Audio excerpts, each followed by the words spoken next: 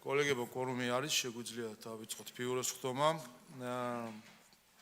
თავდაპირველად მომავალ კვირის განრიგს გეტყვით. ვინაიდან 3 მარტი არის დასვენების დღე, სამშაბათი, ამიტომ სამშაბათს პლენარული ხდომა არ გვექნება. ერთი საკითხი, მეორე დაჩქარებული პროექტები არ არის და ნახოთ თუ არ იყო დაჩქარებული პროექტები. შესაბამისად ერთი პლენარული ხდომის დღე იქნება საკმარისი მიმდინარე საკითხების განსახილველად, ანუ 4 შაბათი. გარდა ამისა, 4 შაბათს 4 მარტს წარუდგები ასევე მე წლიური ანგარიშით. შესაბამისად, დღეს არსებული სურათი რაც ჩანს, მოკლედ სამშაბათი არ იქნება პლენარული ხდომა, 4 შაბათს გვექნება თავდაპირველად ჩემი ანგარიში, შემდეგ მიმდინარე კანონპროექტებს განვიხილავთ. თუ არ იყო დაჩქარებული კანონპროექტები, შესაბამისად 4 შაბათი დღე სრულად გვეყოფა საკითხების განსახილველად. გადავიდეთ ხა დღის წესრიგის საკითხებზე.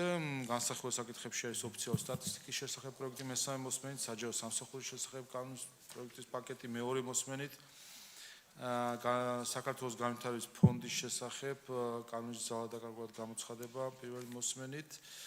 რაც შეეხება ახალ საკანონმდებლო ინიციატივებს.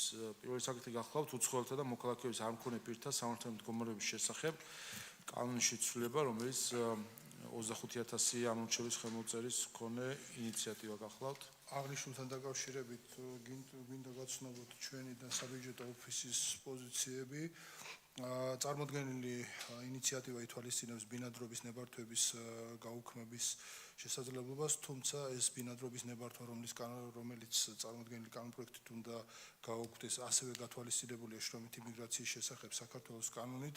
ნორმატიული აქტები გვავალდებულებს, რომ თუ ცვლილება იწვევს სხვა საკანონმდებლო აქტში ცვლილების საჭიროებას, ეს პაკეტის სახით უნდა იყოს წარმოდგენილი და შესაბამისად ერთი კანონპროექტი უნდა დაემატოს ამ ინიციატივას, აქედან შემოვდივართ წინადადებით იბრძოლოს ბიურო მისი განხილვის მიზანშეწონებაზე. რაც შეეხება ოფისის დასკვნას, თვითონ ოფისი მოგახსენებთ. კი ბატონო, საბიუჯეტო ოფისის განაცვლელი დასკვნა. მოგესალმებით. წარმოდგენილი კანონპროექტი თუ უცხოელთა და მოქალაქეობის არ მქონე პირთა სამართლებრივი მდგომარეობის შესახებ კანონიდან სრულად ამოდის მე-15 მუხლის A ქვეპუნქტი, სრულად ამოდის მე-15 მუხლის T ქვეპუნქტი, სრულად ამოდის მე-15 მუხლის K ქვეპუნქტი, სრულად ამოდის მე-15 მუხლის L ქვეპუნქტი და ნაწილობრივ კორექტირდება მე-15 მუხლის Z ქვეპუნქტი. აღსანიშნავია, რომ აღნიშნული კანონის პროექტის განმარტებით ბარათის ფინანსური დასაბუთების ნაწილში, როგორც რაოდენობრივად, ასევე თვისობრივად არ არის შეფასებული ცვლილებების ფინანსური გავლენები საშუალოვადიონ პერიოდზე, შესაბამისი დონის ბიუჯეტის საშემოსავლო ნაწილზე, ბიუჯეტის ხარჯვით ნაწილსა და იმ ფიზიკურ თუ იურიდიულ პირებზე, ვის მიმართაც შესაძლოა გავრცელდეს კანონპროექტის მოქმედება. ზემოაღნიშნულის გათვალისწინებით საბიუჯეტო ოფისი მიიჩნევს, რომ კანონის პროექტის განმარტებითი ბარათის ფინანსური დასაბუთების ნაწილი შესაბამისობაში არ არის ნორმატიული აქტების შესახებ საქართველოს ორგანული კანონის მე-17 მუხლის პირველი პუნქტის B ქვეპუნქტთან და მიზანშეწონილად არ მიაჩნია აღნიშნული კანონპროექტის განხილვის პროცედურების დაწყება.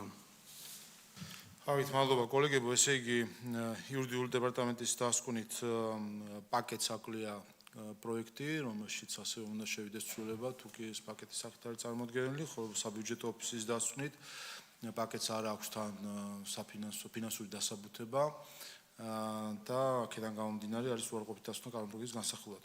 ჩვენ გვთავაზობთ, რომ გაწყვეტილება მიიღოს ბიურომ, რომ პაკეტი პროექტი დაუბრუნოთ ინიციატორის ხარვეზების გამოსასწორებლად, გამოასწორონ ხარვეზი და ასე შემოიტანოს შემდეგ პაკეტი. გთხოვთ ხარდაჭერას, მადლობა. შემდეგი დღის წესრიგის მეორე ინიციატივა საქართველოს და გაერთიანებული ერების ორგანიზაციაში შორის საქართველოს რესპუბლიკასა და გაერთიანებული ერების განვითარების პროგრამას შორის დახმარების შესახებ ხელშეკრულების პირობების წერილების გაცვლის გზით კოორდინატორის ოფისზე გავრცელების შესახებ. საგარეო ურთიერთობათა კომიტეტი წამყვანი კომიტეტის სტატუსით არის შემოთავაზებული, სავალდებულო დასკვნითი საფინანსო საბიუჯეტო კომიტეტი. კი ბატონო, გადაეცემა შესაბამის კომიტეტებს და ბოლო ინიციატივა ორგანულ კანონის პროექტში საარჩევნო კოდექსში ცვლილება.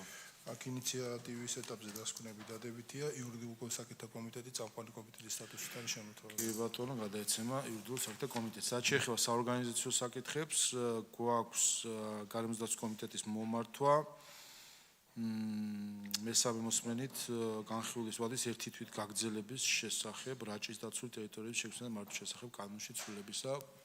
ბატონ თავმჯდომარე, აღნიშნული კანონპროექტი უბრალოდ პროცედურულად უწევდა, ვადა გაგვდიოდა და ამიტომ ავადებს, თუმცა უახლოეს ხდომაზე გამოვა კანონში საკითხი. კი ბატონო, გთხოვთ არ დაჭერას, მადლობა.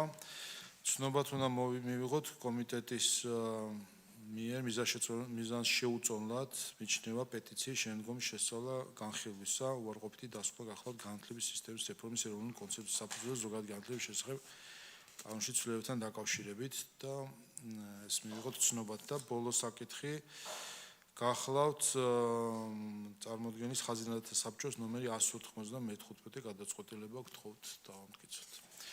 მადლობა, სხვა საკითხები თუ არ არის, ჩვენ ორშაბათს თუ დაგჭირდება ბიუროს ხდომა შეგატყობინებთ, სხვა მხრივ მომავალ კვირა, როგორც გითხარით, სამშაბათს პლენარული ხდომა არ იქნება, 4 შაბათს იქნება პლენარული ხდომა, იქნება ჩემი ანგარიში და ასევე კანონპროექტების განხილვა დიდი ალბათობით ერთი დღე გვეყება სესიისთვის.